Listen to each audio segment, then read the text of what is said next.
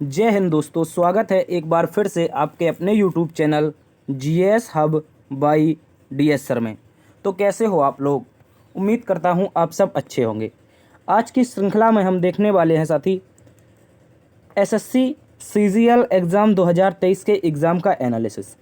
आज है साथी संडे, और संडे को आपका कोई भी एग्ज़ाम नहीं था। ठीक है, आज 23 जुलाई है और 23 जुलाई को पहले ही क्लियर कर दिया जाए कि आपका कोई भी एग्ज़ाम नहीं था। ठीक है, फिर भी एग्ज़ाम के पॉइंट ऑफ व्यू से हम अति महत्वपूर्ण प्रश्नों को देखने वाले हैं जो आपके एसएससी सीजीएल में बार बार पूछे जाते हैं।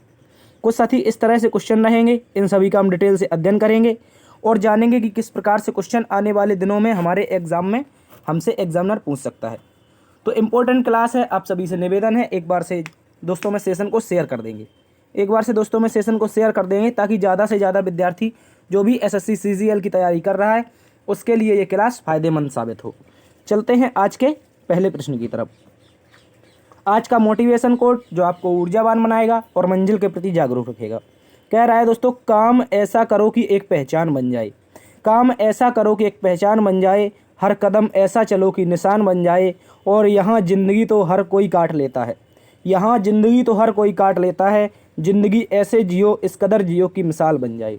ठीक है दोस्तों, याद रखना है, यदि कहने का मतलब है कि यदि आप गरीब पैदा हुए हैं तो इसमें आपका कोई दोष नहीं है, लेकिन यदि आप गरीब मर जाते हैं, ठीक है, यदि आप गरीब पैदा हुए हैं तो कोई दोष नहीं है, लेकिन जब गरीब मर जाते हैं तो इसमें आपका दोष होता है। ठीक है, याद रखेंगे, इसमें आपने पूरे जीवन अपने मेहनत नहीं की है, इस कारण आप गरीब के ही गरीब मर गए। ये आजकल ऐसा कुछ भी नहीं है, लोग कहते हैं कि गरीब थे, गरीब हैं, गरीब रहेंगे, ऐसा कहीं कुछ नहीं है। ठीक है, तो आप याद रखेंगे, यदि आप निरंतर मेहनत करेंगे, निरंतर प्रयत्न करेंगे, निरंतर प्रयास करते रहेंगे तो आपको सफलता एक ना एक दिन हर किसी न किसी क्षेत्र में आपको मिल ही जाएगी। ठीक है, तो वही कह रहा है कि काम ऐसा करो कि एक पहचान बन जाए, कदम ऐसा चलो कि निशान बन जाए, और यहाँ ज़िंदगी तो हर कोई काट लेता है दोस्त, और ज़िंदगी ऐसे जियो की मिसाल बन जाए। तो इसी जोश और जुनून के साथ चलते हैं आज के पहले प्रश्न की तरफ। आज का पहला प्रश्न दोस्तों आपसे पूछा गया था कि वाकाटक किस गुप्त शासक के समकालीन थे।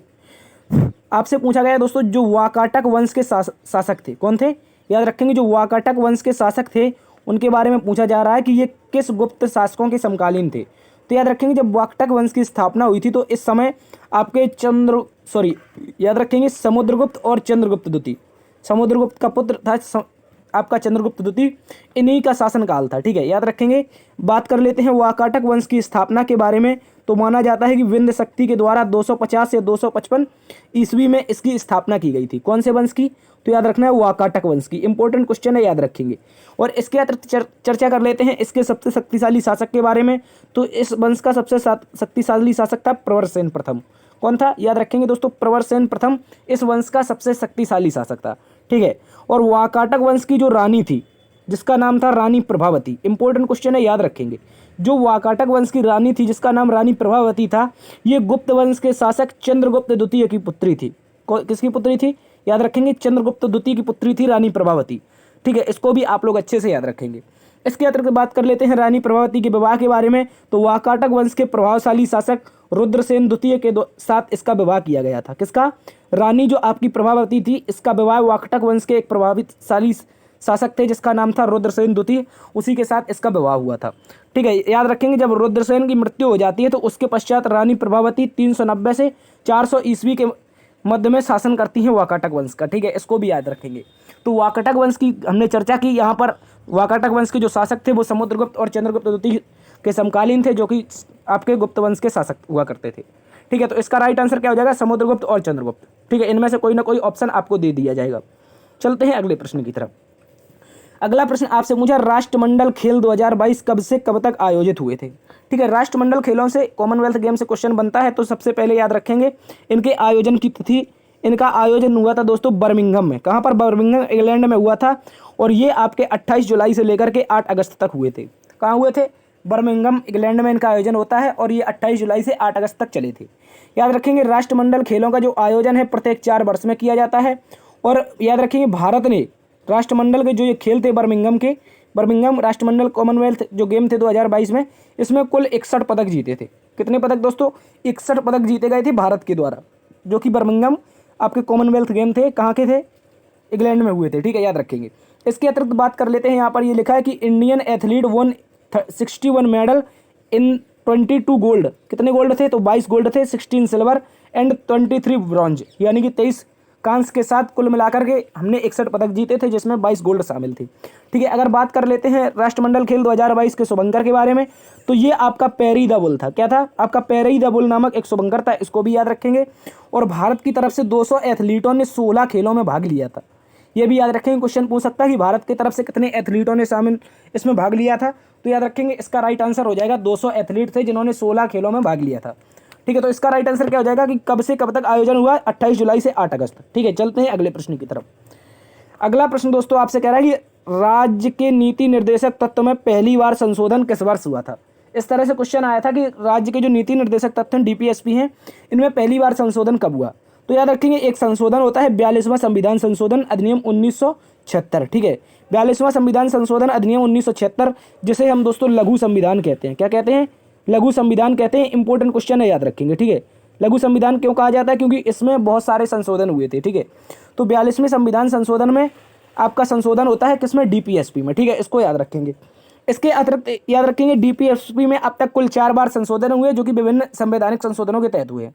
लेकिन हम बात करते हैं यहाँ पर 42वें संविधान संशोधन के तहत, जो कि आपका कुछ नीति निर्देशक सिद्धांत जो थे इनमें जोड़े गए थे। ठीक है, याद रखेंगे कौन कौन से थे, तो याद रखेंगे अनुच्छेद 39 ये जोड़ा गया था, जिसमें गरीबों को निःशुल्क विधिक सहायता यानी कि कानूनी की जो सहायता थी वो निःशुल्क रूप से देने का प्रावधान किया गया था। इसके अतिरिक्त अनुच्छेद 43 ये जोड़ा गया था, जिसमें उद्योग का जो प्रबंधन होगा उसमें श्रमिकों की भागीदारी सुनिश्चित करना, ये भी इसका लक्ष्य था। ठीक है, इसके अतिरिक्त अनुच्छेद 48 ए जोड़ा गया था, जिसमें पर्यावरण की रक्षा करना, वन तथा वन्य जीव की सुरक्षा करना। ठीक है, ये भी याद रखेंगे। ये 48 ए जोड़ा गया था, जो कि 42वें संविधान संशोधन अधिनियम 1976 के तहत ये सारे के सारे नीति निर्देशक तत्व जोड़े गए थे। इसके अतिरिक्त एक और नीति निर्देशक तत्व जोड़ा जाता है, जिसमें अनुच्छेद जो आपका 45 था। क्या था? अनुच्छेद 45 था। इसमें कहा गया था कि जो 6 से 14 वर्ष के आपके विद्यार्थी हैं इनको निःशुल्क शिक्षा दी जाएगी। लेकिन इसको क्या किया जाता है? अनुच्छेद 45 को समाप्त करके 86वें संविधान संशोधन के तहत अनुच्छेद 21 ए जोड़ा जाता है। कौन सा संविधान संशोधन? 86 कॉन्स्टिट्यूशनल अमेंडमेंट, 86वां संविधान संशोधन अधिनियम 2006, माफी चाहेंगे, 86वां संविधान संशोधन अधिनियम 2002 के तहत आपका अनुच्छेद 45 को समाप्त करके अनुच्छेद 21 ए जोड़ा जाता है, जिसे जो मौलिक आपका पहले करता जो माफी चाहेंगे जो आपका पहले नीति निर्देशक तत्व था वो आपका आगे चल करके मौलिक अधिकार बन गया था 86वें संविधान संशोधन के तहत। इसको भी आप लोग अच्छे से याद रखेंगे। ये भी आपका डीपीएसपी में एक क्या था? संशोधन था। ठीक है, तो इसको भी आप लोग अच्छे से याद रखेंगे। इसका राइट आंसर हो जाएगा पहली बार हुआ था 42वां संविधान संशोधन अधिनियम 1976। चलते हैं अगले प्रश्न की तरफ। अगला प्रश्न दोस्तों आपसे पूछा है कि स्वामी विवेकानंद ने किस स्थान पर शून्यवाद पर भाषण दिया था? तो याद रखेंगे, बात करते हैं शून्यवाद के भाषण के बारे में, तो स्वामी विवेकानंद ने दिया था शिकागो, जो कि यूएसए में पड़ता है। इस समय यहाँ पर हो रही थी विश्व हिंदू धर्म सभा। क्या हो रही थी? विश्व हिंदू धर्म सभा हो रही थी, इसको याद रखेंगे। इस धर्म सभा में स्वामी विवेकानंद ने क्या लिया था? भाग लिया था। इंपॉर्टेंट है, याद रखेंगे। कब लिया था? तो याद रखेंगे ये अमेरिका गए थे। शिकागो में दिए गए भाषण का जिक्र जरूर किया जाता है। ठीक है, जब भी स्वामी विवेकानंद का जिक्र आता है तो अमेरिका में इनके जो शिकागो का भाषण था उसका जिक्र आता है। और स्वामी विवेकानंद ने 11 सितंबर 1893 याद रखेंगे, यहाँ पर 11 सितंबर 1893 को शिकागो में विश्व धर्म सम्मेलन में भाषण दिया था और दुनिया भर में भारत की छवि को मजबूत किया था। तो याद रखेंगे स्वामी विवेकानंद ने भाषण कब दिया? 11 सितंबर 1893 को शिकागो में विश्व धर्म सम्मेलन हो रहा था, वहीं पर भारत का जो छवि थी उसको मजबूत करने के लिए शून्यवाद पर भाषण दिया था। इसके अतिरिक्त क्वेश्चन बन सकता है कि शिकागो स्वामी विवेकानंद को भेजा किसने था? तो याद रखेंगे खेतड़ी, ये राजस्थान में पड़ता है। खेतड़ी राजस्थान के एक राजा थे, महाराजा अजीत सिंह। अजीत सिंह के द्वारा स्वामी विवेकानंद को विवेकानंद की उपाधि देकर 10 मई 1893 को अमेरिका भेजा जाता है। ठीक है, तो क्वेश्चन ऐसा भी पूछा जा सकता है दोस्तों कि विवेकानंद जी को, जो स्वामी विवेकानंद थे, इन्हें विवेकानंद की उपाधि किसने दी? तो याद रखेंगे खेतड़ी के राजा थे अजीत सिंह। इन्हीं के पूरे खर्चे पर ये कहाँ गए थे? अमेरिका गए थे। ठीक है, इसको याद रखेंगे। इसके अतिरिक्त स्वामी विवेकानंद के बारे में थोड़ा जान लेते हैं कि स्वामी विवेकानंद का जन्म 12 जनवरी 1863 को कलकत्ता में हुआ था। ठीक है, ये एक कश्यप परिवार से थे और विवेकानंद का बचपन का नाम नरेंद्र नाथ दत्त था। ठीक है, इसको याद रखेंगे। आपके पिता का नाम विश्वनाथ दत्त था और माता का नाम भुवनेश्वरी देवी था। ये भी आप लोग अच्छे से याद रखेंगे। ठीक है, तो शिकागो धर्म सम्मेलन याद रखना है 1893। चलते हैं अगले प्रश्न की तरफ। अगला प्रश्न दोस्तों पूछा है यामिनी कृष्णमूर्ति भरतनाट्यम के अलावा कौन सा शास्त्रीय नृत्य के लिए जानी जाती हैं? तो ऐसी कई नृत्यांगना या नर्तक हुए हैं जिन्होंने एक शास्त्रीय नृत्य के अलावा और भी आपके शास्त्रीय नृत्यों में भाग लिया है। तो उन्हीं क्रम में नाम आता है यामिनी कृष्णमूर्ति का, जिन्होंने सबसे पहले तो भरतनाट्यम किया था और उसके साथ साथ ये कुचिपुड़ी की माहिर कलाकार थी। किसकी? कुचिपुड़ी, जो कि आपका आंध्र प्रदेश में होता है, इसकी माहिर कलाकार थी आपकी यामिनी कृष्णमूर्ति।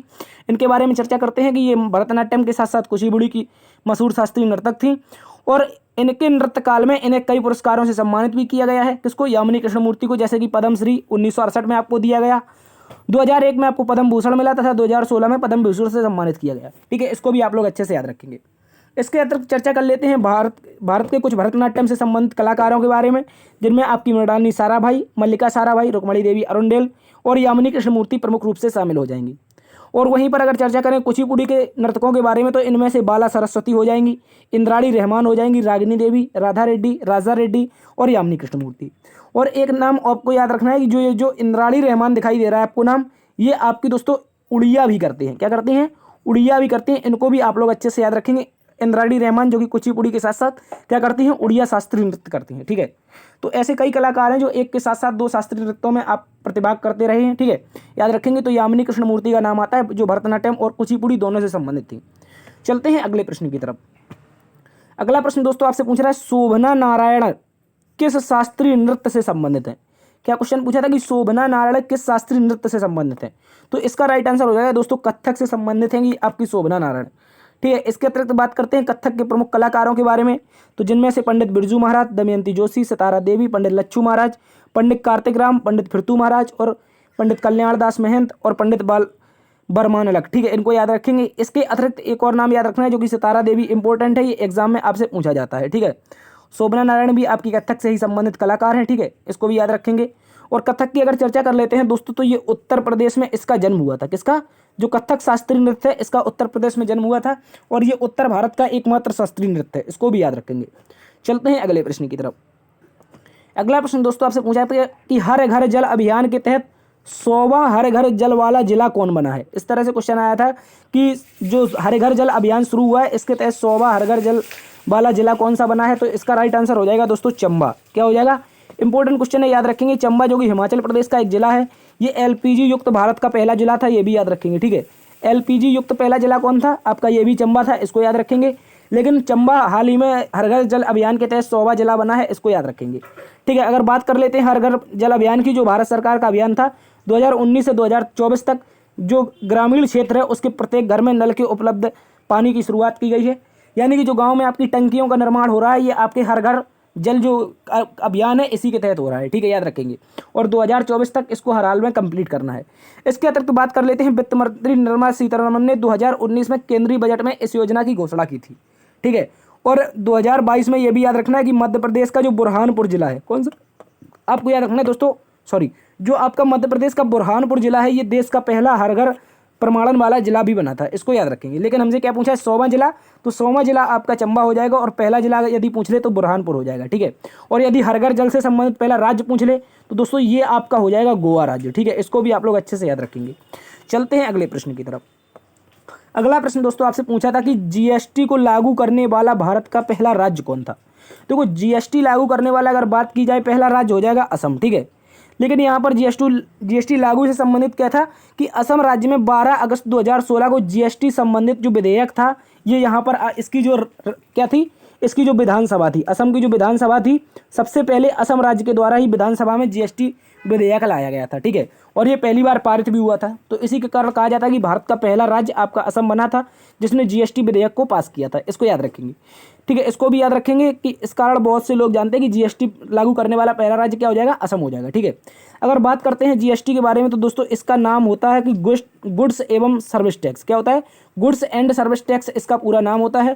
ठीक है, और जीएसटी को 101वें संविधान संशोधन अधिनियम के रूप में नामित किया गया था, जो कि 122वां संशोधन बिल था। इसको भी याद रखेंगे। ठीक है, जीएसटी का यदि बिल पूछ ले कौन से क्रम का था, तो 122वां था, जबकि संशोधन अधिनियम कौन सा था? ये 101वां संविधान संशोधन अधिनियम था। इसके अतिरिक्त भारत में 1 जुलाई 2017 को संपूर्ण रूप से जीएसटी लागू हो जाती है, इसको भी याद रखना है। जबकि जीएसटी को लागू करने वाला पहला देश फ्रांस था और यह प्रक्रिया फ्रांस के द्वारा 1954 में अपनाई गई थी। ठीक है, याद रखेंगे। तो फ्रांस में पहली बार 1954 में जीएसटी बनी थी, जबकि भारत में जीएसटी आपके 1 जुलाई 2017 से लागू होती है। और ये जो जीएसटी है, ये भारत ने कहाँ से ली है? तो कनाडा के संविधान से ली है, ऐसा भी आपको याद रखना है। और जो जीएसटी है दोस्तों, ये आपका अप्रत्यक्ष कर है। कैसा है? अप्रत्यक्ष कर है, ऐसा भी क्वेश्चन पूछा जाता है कि जीएसटी कैसा कर है, तो आपका इनडायरेक्ट टैक्स हो जाएगा। ठीक है, चलते हैं अगले प्रश्न की तरफ। इसका राइट आंसर हो जाएगा असम भारत का पहला राज्य था जिसने जीएसटी बिल को अपनी विधानसभा में पारित किया था। अगला प्रश्न दोस्तों आपसे कह रहा है कि पहली पंचवर्षीय योजना कब से कब तक चली थी। पहली पंचवर्षीय योजना का शासनकाल पूछा है, तो याद रखेंगे पहली पंचवर्षीय योजना का शासनकाल था दोस्तों 1951 से लेकर के 1956। इंपॉर्टेंट क्वेश्चन है, याद रखेंगे। और जो पहली पंचवर्षीय योजना थी 1951 में योजना आयोग के द्वारा शुरू की गई थी। किसके द्वारा? योजना आयोग के द्वारा। ठीक है, चर्चा हम आगे चल के योजना आयोग की भी करेंगे। ठीक है, और जो ये पहली पंचवर्षीय योजना थी इसने प्राथमिक क्षेत्र पर विशेष ध्यान केंद्रित किया था, यानी कि प्राथमिक क्षेत्र का जो विकास था इसी पर ध्यान केंद्रित किया था इसने। और इस पंचवर्षीय योजना का यानी कि पहली जो पंचवर्षीय योजना थी इसका जो मॉडल था वो हैरड डोमर मॉडल पर आधारित थी, जो कि यूएसएसआर से ली गई थी। ठीक है, ये हैरड डोमर जो मॉडल है यूएसएसआर का एक मॉडल था। ठीक है, इसको भी याद रखेंगे। और योजना आयोग की अगर चर्चा कर लेते हैं दोस्तों, तो इसकी स्थापना 15 मार्च 1950 को संविधान के अनुच्छेद 39 के तहत की गई थी। ठीक है, तो क्वेश्चन पूछ सकता है कि अनुच्छेद 39 के तहत ऐसे कौन सा आयोग है जिसकी स्थापना आपकी की गई थी 1950 में। ठीक है, तो ये था अनुच्छेद 39 के तहत योजना आयोग था। लेकिन दोस्तों याद रखना ये जो योजना आयोग है ये आपका संवैधानिक निकाय नहीं था। ठीक है, ये आपका गैर संवैधानिक निकाय था, इसको भी याद रखेंगे। और योजना आयोग के प्रथम अध्यक्ष आपके पंडित जवाहरलाल नेहरू बने थे। ठीक है, इसको भी याद रखना है। योजना आयोग को नीति आयोग के रूप में बदल दिया गया है, जो कि 2014 में हुआ था, इसको भी याद रखेंगे। ठीक है, और नीति आयोग के आपके पहले अध्यक्ष कौन थे? तो पहले अध्यक्ष प्रधानमंत्री मोदी थे, जबकि पहले सीईओ इसके थे इसके जो पहले उपाध्यक्ष थे वो अरविंद पड़गड़िया थे, जबकि पहले आपके सीईओ सिंधु खुल्लड़ थे, इसको भी याद रखना है। ठीक है, तो नीति आयोग ने योजना आयोग को चेंज कर दिया है और 2014 में नीति आयोग की स्थापना हो जाती है। ठीक है, इसको आप लोग देख लेंगे। चलते हैं अगले प्रश्न की तरफ। अगला प्रश्न दोस्तों आपसे कह रहा है कि उस्ताद अलाउद्दीन खां कौन से वाद्य यंत्र से संबंधित है। इस तरह से क्वेश्चन आया था। तो जो उस्ताद अलाउद्दीन खान था दोस्तों ये सरोद वादक थे। इंपॉर्टेंट क्वेश्चन है, याद रखेंगे इनके बारे में। इनके जन्म की बात की जाए तो 1862 में इनका जन्म होता है, जबकि 1972 में इनकी मृत्यु हो जाती है। ठीक है, प्रसिद्ध सरोद वादक थे आप। और बात करते हैं, ये अतुलनीय संगीतकार 20वीं सदी के महानतम संगीत शिक्षकों में से एक माना जाता है। और उस्ताद अलाउद्दीन खां को वर्ष 1958 में पद्म भूषण से सम्मानित किया गया था, जो कि भारत का तीसरा सर्वोच्च नागरिक पुरस्कार है पद्म भूषण, इसे सम्मानित किया गया था। और 1971 में भारत के दूसरे सर्वोच्च सम्मान जिसे पद्म विभूषण के नाम से जानते हैं इससे भी ये सम्मानित हो चुके थे। और 1972 में इनकी मृत्यु हो जाती है। ठीक है, याद रखेंगे आप लोग। तो सरोद वादक थे उस्ताद अलाउद्दीन खान। चलते हैं अगले प्रश्न की तरफ। अगला प्रश्न दोस्तों आपसे कह रहा है कि दादा भाई नौरोजी कांग्रेस के किस अधिवेशन में पहली बार भाग लिया था। इस तरह से क्वेश्चन आया था, ये आपको घुमाने के लिए क्वेश्चन था, कोई और नहीं था। ठीक है, ये क्या कह रहा है, पहली बार किस अधिवेशन में भाग लिया।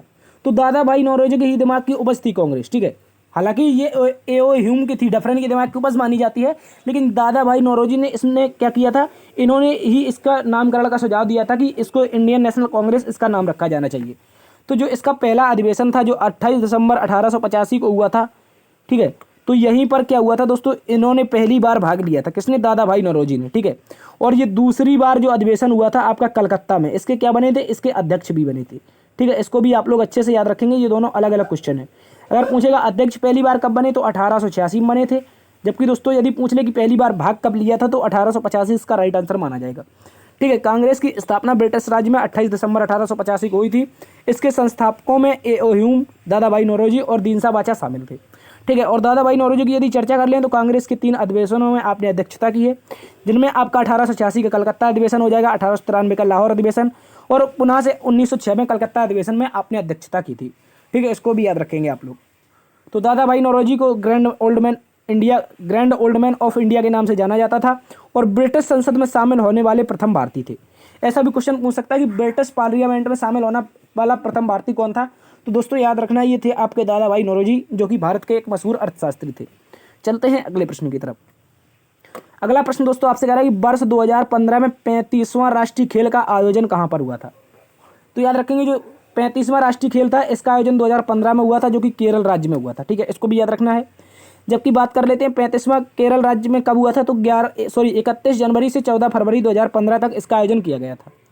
जबकि 36वां राष्ट्रीय खेल की बात की जाए दोस्तों, इसका आयोजन 2022 में गुजरात में किया गया है और 1940 में पहली बार बॉम्बे में राष्ट्रीय खेलों का आयोजन किया गया था। ये भी याद रखेंगे। ठीक है, पहली बार पूछ ले कहाँ पर हुआ था, 1940 में हुआ था बॉम्बे में। ठीक है, और 37वें जो राष्ट्रीय खेल हैं ये आपके गोवा में होंगे, इसको भी आप लोग अच्छे से याद रखेंगे। चलते हैं अगले प्रश्न की तरफ। अगला प्रश्न दोस्तों आपसे पूछा पंडित भीमसेन जोशी कौन से संगीत से संबंधित है। तो याद रखना जो पंडित भीमसेन जोशी है ये आपके हिंदुस्तानी संगीत से संबंधित हैं, ठीक है। और पंडित भीमसेन जोशी की बात की जाए तो इनके गुरु जो थे गुरुराज जोशी थे, इनको पहले इस नाम से जाना जाता था। और 4 फरवरी 1922 को इनका जन्म हुआ था, जबकि 2011 में इनकी क्या हो गई थी, मृत्यु हो गई थी। याद रखेंगे वो है हिंदुस्तानी शास्त्रीय संगीत के गायक थे और इनका जो घराना था वो किराना घराना से संबंधित थे। ये अति महत्वपूर्ण क्वेश्चन है, ये आपका एक बार CGL में पूछा जा चुका है, ठीक है। किराना जो पंडित भीमसेन जोशी है किस घराने से संबंधित हैं, तो याद रखना आपको किराना घराना से, ठीक है। और गायन के रूप में ये ख्याल के रूप में प्रसिद्ध थे और तानपुरा नामक वाद्य यंत्र भी बजाते थे, ठीक है। तानपुरा नामक एक वाद्य यंत्र होता है, इसको भी बजाते थे आपके पंडित भीमसेन जोशी, किराना घराने से संबंधित थे और हिंदुस्तानी शास्त्रीय संगीत के एक मशहूर सिंगर थे, ठीक है। चलते हैं अगले प्रश्न की तरफ। अगला प्रश्न कह रहा है दोस्तों, अब्दुल रज्जाक किसके शासनकाल में भारत आया था। तो याद रखना जो अब्दुल रज्जाक था ये दोस्तों आपका फारस का एक राजदूत हुआ था और ये आपका देवराय सेकंड के दरबार में आपका विजयनगर में भारत आया था। कहाँ पर आया था, विजयनगर में। इंपॉर्टेंट क्वेश्चन है, याद रखेंगे, ठीक है। तो जो अब्दुल रज्जाक था देवराय सेकंड के शासनकाल में विजयनगर आया था, ठीक है, इसको याद रखेंगे। और 1441 में फारस के शाहरुख जो कि राजा था, जो फारस का शासक था, जिसे कमाल उद्दीन अब्दुल रज्जाक के द्वारा भेजा गया था, सॉरी जो फारस का शासक था शाहरुख, इसके द्वारा कमाल उद्दीन अब्दुल रज्जाक को 3 साल के मिशन के लिए भारत भेजा गया था, ठीक है। तो यानी कि 3 साल का राजदूत बनाकर के भारत भेजा था किसने, फारस के शासक शाहरुख ने, ठीक है, इसको भी याद रखेंगे। और ज़्यादातर कालीकट के जमोरिन जो कि दरबार में आया था, ठीक है। यानी क्वेश्चन ऐसा भी बन सकता है कि अब्दुल रज्जाक सबसे पहले कहाँ गया, तो कालीकट गया, जो कालीकट का राजा था जमोरिन, इसको भी याद रखेंगे। और ये वही जमोरिन है दोस्तों जिसने वास्को डी गामा का स्वागत किया था, ठीक है, वास्को डी गामा का स्वागत किया था, इसको भी याद रखेंगे, ठीक है। तो जो जमोरिन होता है ये जो उस समय का जो समुद्री राजा होता है, जो कोझीकोड था क्षेत्र, उसमें जो समुद्री राजा हुआ करते थे उनको जमोरिन नाम से जानते थे। हालांकि स्पेशल कोई नाम जमोरिन नहीं था, ये जमोरिन एक पदवी ही हुआ करती थी। ये आपकी 1400 से लेकर के आपकी 1700 तक आपको देखने को मिलेगी, ठीक है। 1720 के आसपास तक आपको देखने को मिलेगी जमोरिन नामक राजा, ठीक है। तो ये एक राजा का पद हुआ करता था, ठीक है, जो कि उस समय समुद्र का राजा हुआ करता था। उसे ये लिखा है यहाँ पर, केरल में कोझीकोड का जो राजा समुद्री राजा है उसे क्या कहा जाता है, जमोरिन कहा जाता है, ठीक है। तो इसी के दरबार में आपका जो अब्दुल रज्जाक था ये भी आया था, वास्को डी गामा भी आया था। जितने भी व्यक्ति कोझीकोड से भारत आए हैं वो सारे के सारे जमोरिन के ही दरबार में आए हुए थे, ठीक है, क्योंकि ये समुद्री राजा हुआ करते थे जिनका पद ही जमोरिन हुआ करता था, ठीक है। हालांकि कोई जमोरिन नाम का राजा नहीं था, ऐसा भी आपको याद रखना है, ठीक है। तो अब्दुल रज्जाक किसके शासनकाल में आया था, देवराय सेकंड के। इंपॉर्टेंट है, याद रखेंगे। चलते हैं अगले प्रश्न की तरफ। अगला प्रश्न दोस्तों पूछा था चिथिराई त्यौहार किस राज्य से संबंधित है। तो बात करेंगे चिथिराई त्यौहार के बारे में। ये आपका तमिलनाडु राज्य से संबंधित हो जाएगा। चिथिराई महोत्सव जिसे चिथिराई थिरुविजा के नाम से भी जाना जाता है, इसको याद रखना है। ये तमिलनाडु के जो मदुरई है, मदुरई में मीनाक्षी अम्मन मंदिर में आयोजित किया जाता है। कौन सा त्यौहार है दोस्तों, याद रखना है चिथिराई थिरुविजा नामक त्यौहार है, जो कि मीनाक्षी के अम्मन मंदिर में आयोजित किया जाता है। और इसके अतिरिक्त चर्चा कर लेते हैं, जो तमिलनाडु है यहाँ के प्रमुख त्यौहार में पोंगल आता है, जो तमिलनाडु में मनाया जाने वाला सबसे प्रसिद्ध त्यौहार है। और पोंगल आपका फसल की कटाई पर होता है और ये वह त्यौहार है जहाँ पर लोग सूर्य देवता को प्रसाद देते हैं। जो फसल की कटाई होती है तो इस समय पोंगल त्यौहार मनाया जाता है और सूर्य देवता को क्या दिया जाता है, प्रसाद के रूप में दिया जाता है, ठीक है। इसको भी आप लोग अच्छे से याद रखेंगे। तो पोंगल त्यौहार में सूर्य देवता की पूजा होती है। इस तरह से भी क्वेश्चन पूछा जा सकता है। चलते हैं अगले प्रश्न की तरफ। अगला प्रश्न दोस्तों आपसे कह रहा है एमफेक्स युद्धाभ्यास 2023 किस राज्य में आयोजित हुआ था। तो बात कर लेते हैं एमफेक्स युद्धाभ्यास के बारे में दोस्तों। इसका आयोजन हुआ था काकीनाडा आंध्र प्रदेश में। और याद रखेंगे ये एकमात्र ऐसा युद्धाभ्यास है जिसमें भारत की माफी चाहेंगे, एकमात्र नहीं है, ये भारत का ऐसा युद्धाभ्यास है, आपको याद रखना है। इसमें भारत की तीनों सेनाएं भाग लेती हैं। कितनी सेनाएं, भारत की जो तीनों सेनाएं हैं आपकी, याद रखना है, उभयचर कह सकते हैं इसको, ठीक है, थल जल और वायु सेना, ठीक है, इसको याद रखना है। जो आपकी नौसेना है, थल सेना है और वायुसेना, ये तीनों सेनाएं भाग लेती हैं। तो इसको याद रखना है, ये द्विवार्षिक रूप में आयोजित किया जाता है। कितने वर्ष में, ये द्विवार्षिक एक युद्धाभ्यास है जो कि भारतीय नौसेना ने इस बार इसका होस्ट किया था। और काकीनाडा के पास भारतीय सेना और भारतीय वायुसेना के साथ 6 दिवसीय मेगा सैन्याभ्यास किया था, ठीक है। एमफेक्स की बात करेंगे तो ये 17 से लेकर के 22 जनवरी तक आयोजित किया गया था। यह युद्धाभ्यास भारत की तीनों सेनाओं द्वारा प्रत्येक 2 वर्ष में आयोजित किया जाता है, ठीक है, इसको भी याद रखेंगे। तो इसका राइट आंसर हो जाएगा काकीनाडा आंध्र प्रदेश। चलते हैं अगले प्रश्न की तरफ। अगला प्रश्न दोस्तों आपसे कह रहा है विश्व में पहली बार शीतकालीन ओलंपिक का आयोजन किस वर्ष हुआ। तो याद रखेंगे जो पहली बार शीतकालीन ओलंपिक का आयोजन हुआ था 1924 में हुआ था दोस्तों। और ये कहाँ पर हुआ था, तो फ्रांस में हुआ था। फ्रांस में एक जगह है जिसे सेमोनेक्स के नाम से जानते हैं, ठीक है, सेमोनेक्स में फ्रांस में 1924 में पहली बार क्या होते हैं, शीतकालीन ओलंपिक का आयोजन होता है, ठीक है। शीतकालीन ओलंपिक का आयोजन भी प्रत्येक 4 वर्ष में किया जाता है। पहली बार भारत ने यदि पूछ ले कब भाग लिया तो 1964 में भाग लिया था, जो कि शीतकालीन ओलंपिक में प्रतिभाग करने वाला भारत पहली बार कब बना था तो 1964 में बना था।